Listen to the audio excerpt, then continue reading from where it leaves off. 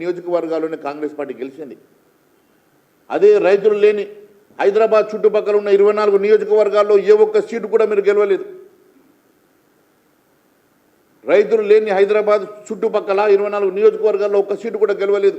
మీరు గెలిచిన ప్రతి సీటు కూడా మీరు ఇచ్చిన రైతులకు ఇచ్చిన హామీలు నెరవేరుస్తారన్న ఆశతోటి రైతులు మీకు ఓటేసి గెలిపించిండ్రు.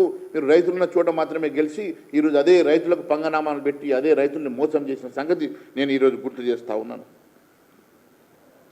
ఇది ప్రజాపాలన కాదు, మోసాల పాలన ప్రజలు అనుకుంటున్నారు. ఇది ప్రజాపాలన కాదు, ఇది అరాచక పాలన అని చెప్పి ప్రజలు అనుకుంటా ఉన్నారు. మీరు దయచేసి ఇప్పటికన్నా కొత్త సంవత్సరంలో మనసు మార్చుకోవాల్సిందిగా మేము తెలియజేస్తూ ఉన్నాం. అంతేకాకుండా కాంగ్రెస్ను ఆదుకున్న మహిళల్ని కూడా మహాలక్ష్మి స్కీమ్ ద్వారా వారికి న్యాయం చేస్తామని చెప్పినటువంటి ఈ ప్రభుత్వం ఇప్పటి వరకు వారికి న్యాయం చేయలేదు కదా.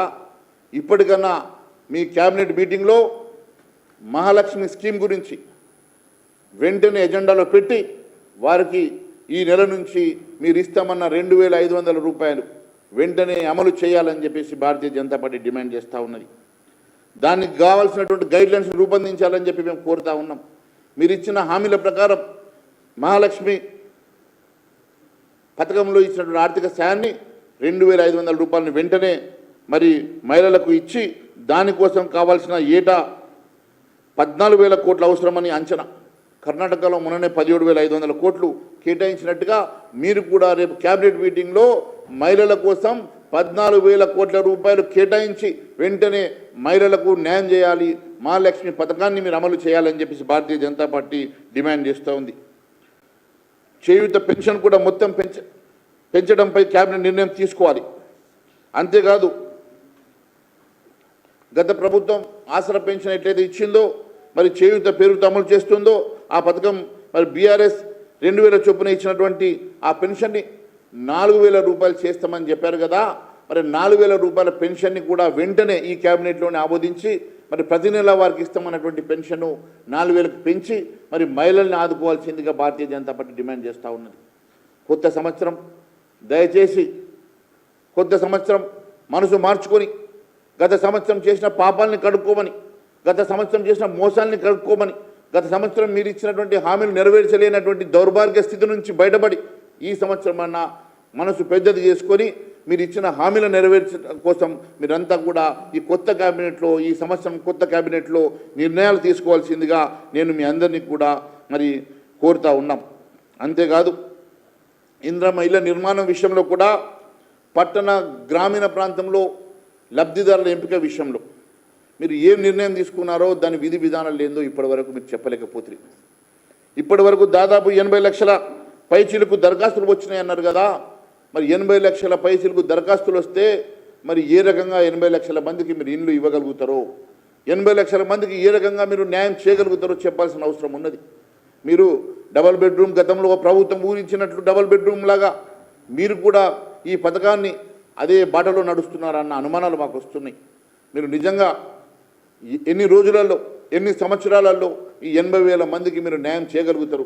ఇంకా దాదాపుగా ఈ రాష్ట్రంలో 1 కోటి మంది ఈ కొత్త ఇల్లు కోరుకుంటున్న సందర్భంగా మీరు ఇప్పటి వరకు మీరు ఇచ్చిన 3,500 అంటే కూడా మరి ఎన్ని ఇళ్ళు అవుతుంది? మరి ఎప్పటి లోపల అందరికీ కూడా న్యాయం చేయగలుగుతారు? దాని విధి విధానాలు ఏంది? మరి గ్రామీణ ప్రాంతంలో ఏ రకంగా ఇస్తారు, అర్బన్ ఏరియాస్లో ఏ రకంగా ఇస్తారు, దానికి మరి ఉన్నటువంటి గైడ్లైన్స్ ఏందో మీరు తెలియజేయాల్సినటువంటి అవసరం ఉన్నదని తెలియజేస్తూ ఉన్నాను. అదే కాకుండా సంక్రాంతికి 4,50,000 మంది ఇళ్లను మంజూరు చేస్తామని పొంగులేటి శ్రీనివాస్ రెడ్డి పలు సందర్భాల్లో చెప్పిండు. అయ్యా నువ్వు 4.5 లక్షల మంది ఇండ్లు ఎన్ని సంవత్సరాలు ఇస్తే 80 లక్షల మందికి నువ్వు లబ్ధి చేకూర్చగలుగుతావు? మరి 4,50,000 మంది లబ్ధిదారులను ఏ రకంగా మీరు ఎంపిక చేస్తారు? మీ కార్యకర్తలు చెప్పిన పేరును ఎంపిక చేస్తారా?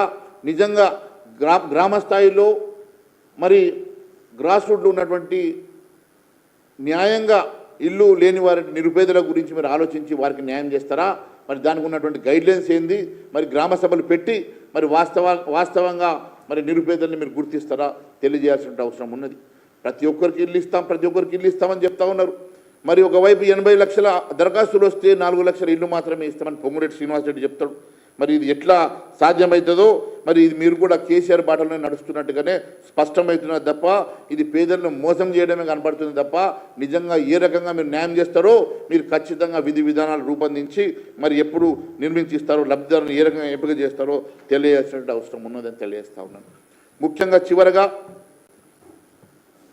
రేపు క్యాబినెట్లో ఉన్నటువంటి డిమాండ్లు, ఎల్లుండి జరిగే క్యాబినెట్ భేటీలో రైతులకు ఇచ్చినటువంటి హామీలు అమలు కోసమై విధి విధానాలు వెంటనే రూపొందించాలని చెప్పేసి నేను క్యాబినెట్ మీ ద్వారా క్యాబినెట్ మంత్రుల్ని కోరుతా ఉన్నాను, గౌరవ ముఖ్యమంత్రి గారిని కోరుతా ఉన్నాను. రైతు భరోసా పథకానికి షరతులు లేకుండా రైతులందరికీ వర్తింప చేయాలి.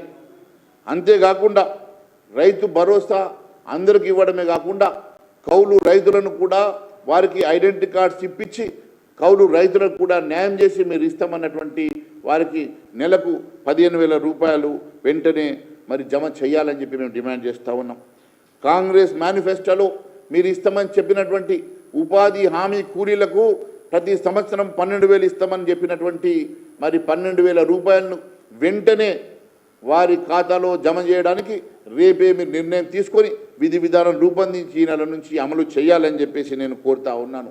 అంతేకాకుండా మిగిలిన 30% మంది రుణమాఫీ జరగనటువంటి రైతులకు వెంటనే రుణమాఫీ కల్పించాలని చెప్పి రేపు మీరు క్యాబినెట్లో నిర్ణయం తీసుకోవాల్సిందిగా నేను డిమాండ్ చేస్తూ ఉన్నాను.